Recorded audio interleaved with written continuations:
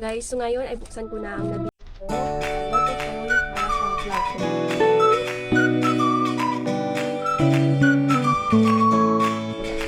So, yun. Ito yung nabili ko. Nakababoy lang ako. Ito yung bata ako yun. Nilalagyan namin din. So, ito yung siya. So, dito. Package ko safe po siya. Nakandili dito yung ziplock. Dalawa yung order ko.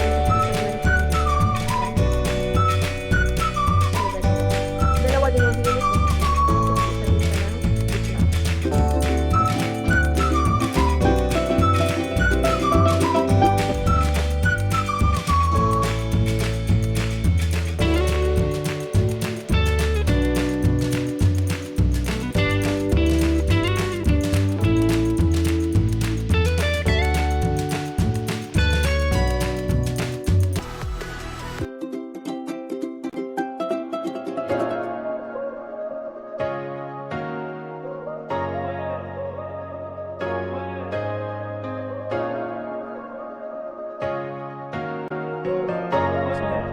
Ang cute. Okay, so ngayon isasaksak ko na siya.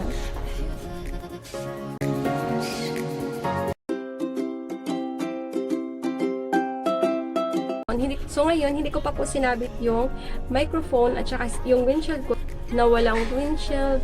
Doon sa nagsasalita ako na may windshield na po siya. And my microphone. Okay, sasabit ko na. Okay, mic test. Hello, mic test. So ngayon, tatanggalin ko na yung microphone. Try natin kung ano yung difference niya. So yan, tatanggalin ko na po. So ngayon, wala na po siyang windshield, wala na po siyang microphone. So, hindi ko alam kung meron bang pagbabago. Same lang din yung boses ko nung kanina at ngayon.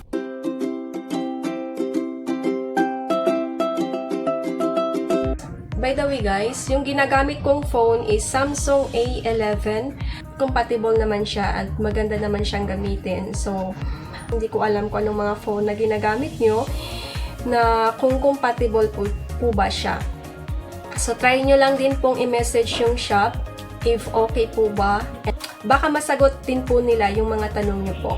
Okay? So, doon na lang po kayo directly magme-message sa seller. Ang microphone na to, hindi lamang po sa mga small YouTube vloggers na magva-vlog sa labas, kundi pwede din po siyang gamitin sa mga nag-online class, lalo na sa mga estudyante ngayon na hindi po sila pwedeng mag-face-to-face class. Liban po sa mga online class, pwede din po siyang gamitin lalo na sa mga nag-work from home.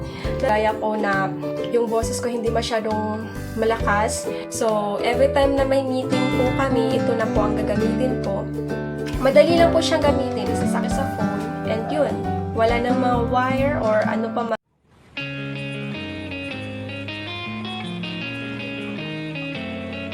and maganda po siya.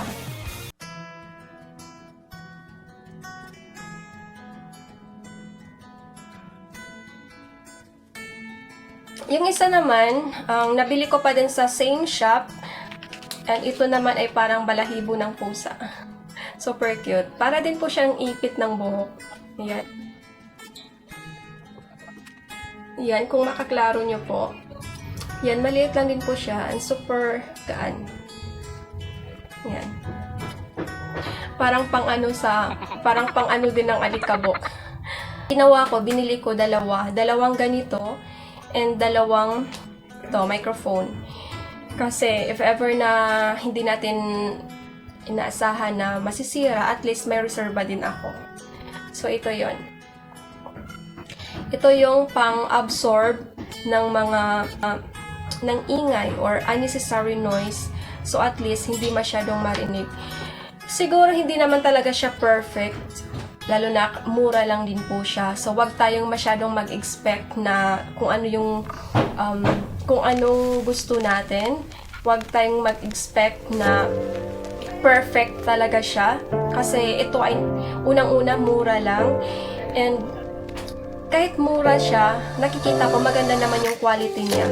May improvement naman doon sa wala kang ginagamit, as in walang ginagamit na phone, walang ganito. So medyo maingay at na-compare ko talaga doon sa nagva-vlog ako sa mga previous vlog ko na yung background music ko is medyo nilakasan ko na lang dahil yung ingay ng sasakyan mas malakas pa sa boses ko and sakit sa tenga. So, bahala na hindi masyadong marinig yung boses ko. Nilagyan ko ng background music para kahit papano hindi masyadong maingay at sakit sa tenga pagka pinapakinggan mo o pinapanood mo yung vlog ko. Okay? So, malaking tulong na rin at nagpapasalamat din ako dito sa shop na to. Aside sa mura lang, and maganda din yung quality ng microphone niya.